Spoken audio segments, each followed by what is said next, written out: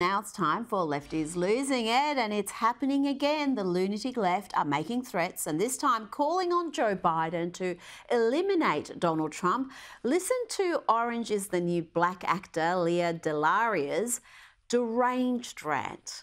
Joe, you're a reasonable man. You don't want to do this, but here's the reality. This is a war. This is a war now, and we are fighting for our country, and these are going to take it away. They're going to take it away.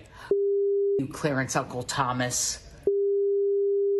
Joe, you now have the right to take that Trump out. Take him out, Joe. If he was Hitler and this was 1940, you'd take him out. Well, he is Hitler, and this is 1940. Take him out. Blow him up.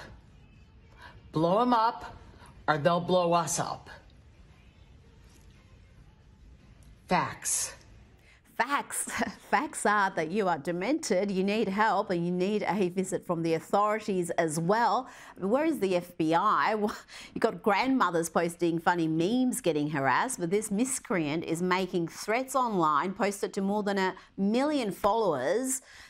No questioning there. Now, here's another demented soul on TikTok asking Biden to unalive Donald Trump and ban the Supreme Court. Just remember, these people vote and breed. I mean, in his official capacity as president, maybe he could just ban the Supreme Court or unalive Donald Trump.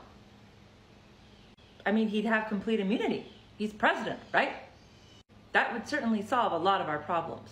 Now to a topic we discussed earlier in the week, taxpayer-funded ads telling women that they should not trust their instincts, they should welcome male bodies in women's sport, and they should be polite instead of concerned about safety. This is taxpayer-funded misogyny courtesy of the Victorian Labor government.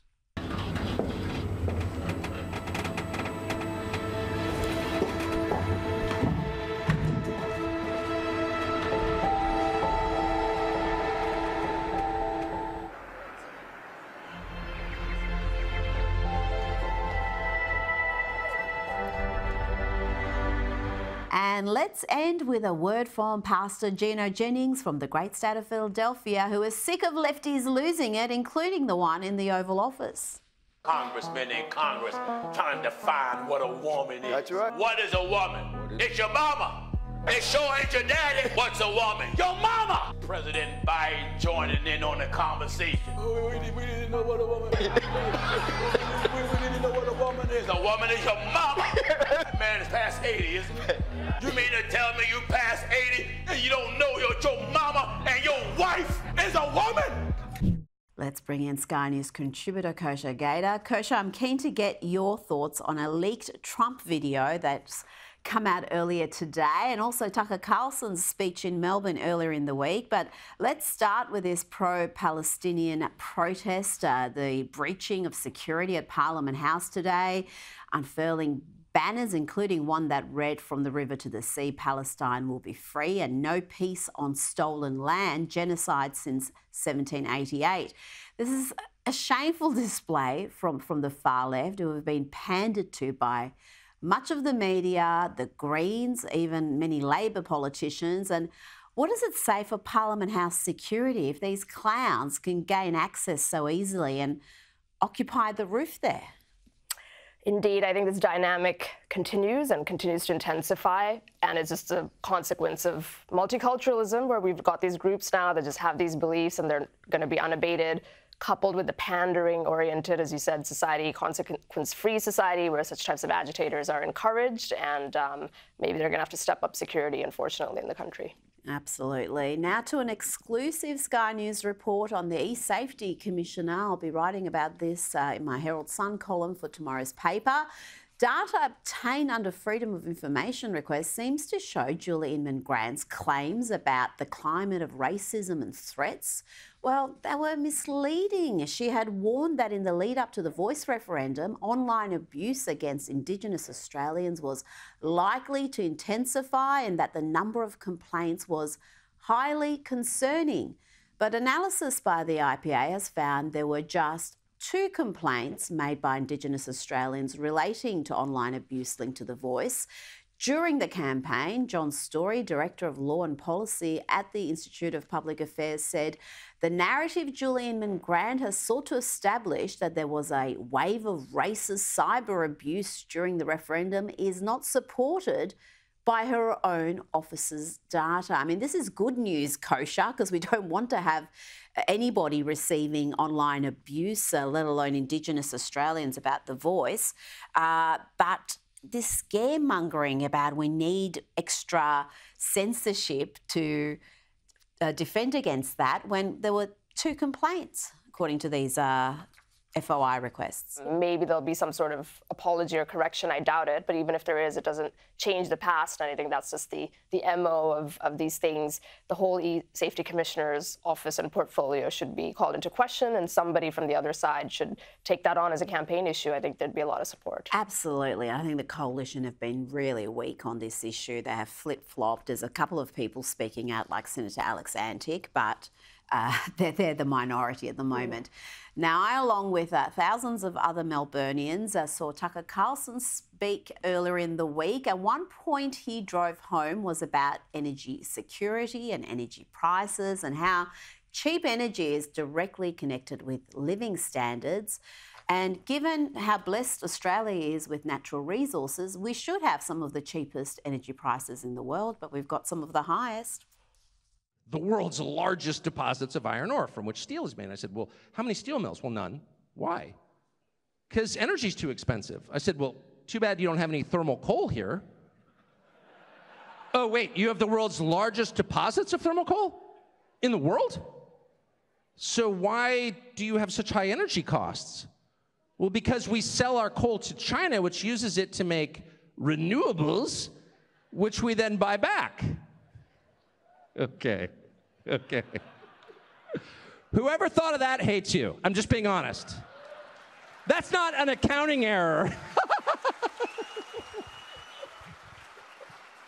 That was not a mistake made in good faith.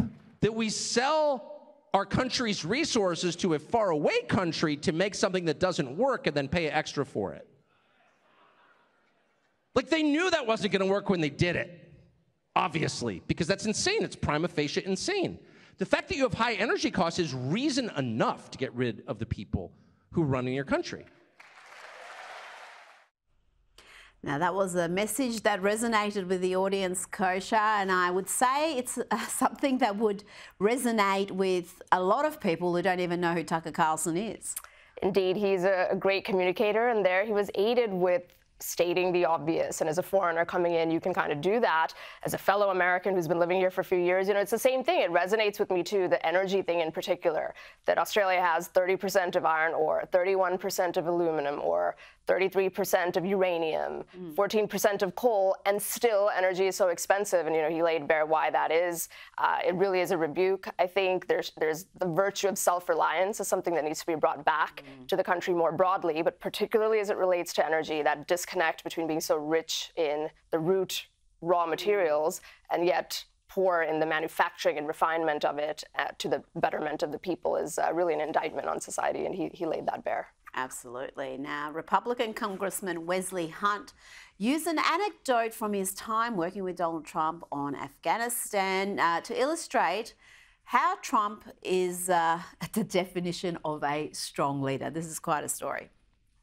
When we were negotiating with the Taliban, while President Trump was still the president, President Trump wanted to get out of Afghanistan, but he wanted a conditions-based withdrawal, meaning that you do what we tell you to do, and then we will start pulling troops back slowly as long as you abide by our rules. It's President Trump and Mike Pompeo, and they are talking to Taliban leadership in the room, and they had one translator in the room.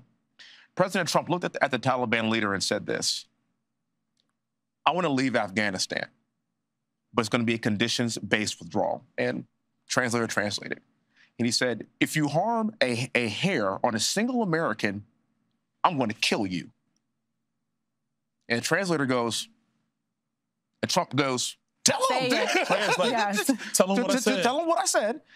Reached in his pocket, pulled out a satellite photo of the leader of the Taliban's home and handed it to him. Shut up. got up and walked out the room. Sure did. Do you know for 18 months not a single American was killed in Afghanistan?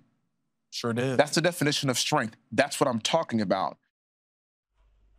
And former US Deputy National Security Advisor Katie McFarlane, who has served under 4 presidents, confirmed that story, posting this. She said it's absolutely true. Trump did tell the Taliban leader not to harm a hair on the head of any American or he would kill the Taliban leader. And he did say, and we know where you live, and then showed him satellite photo of the Taliban leader's home. It's just diplomacy done differently. But sometimes when you're dealing with the likes of the Taliban, they respect and recognise strength. They can smell weakness and appeasement. Absolutely. From a mile away. You know, that's one of the things about Trump's style, which is the most popular thing that critics have always criticized about him. A lot of people don't like it.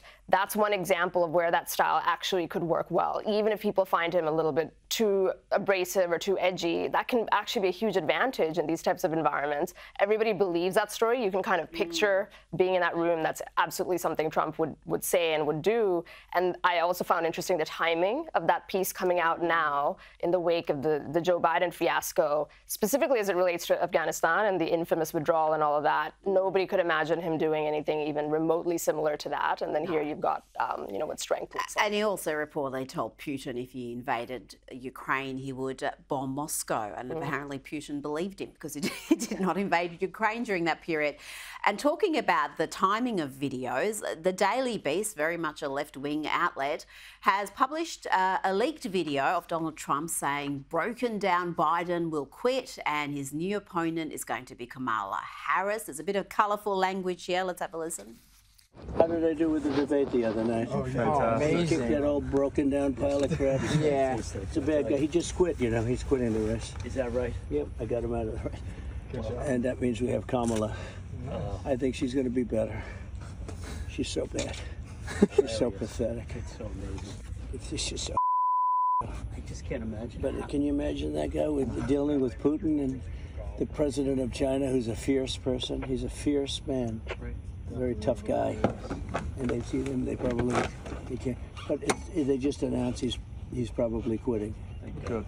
Very good. Yeah, that's amazing. Just keep knocking him out, right? Now, this is interesting because Trump uncharacteristically has been very quiet post-debate. He's just stuck to the philosophy when your opponent's making a mistake, just let them do that and don't interrupt them. So the timing of this, I'm sure the Trump camp won't like, and there'll be a lot of pearl clutching about the language. But surely, really, objectively, can anybody say Biden and Harris are particularly well equipped to deal with the likes of Xi or Putin? I think the message there is not one that's going to upset too many of his voters, Trump voters.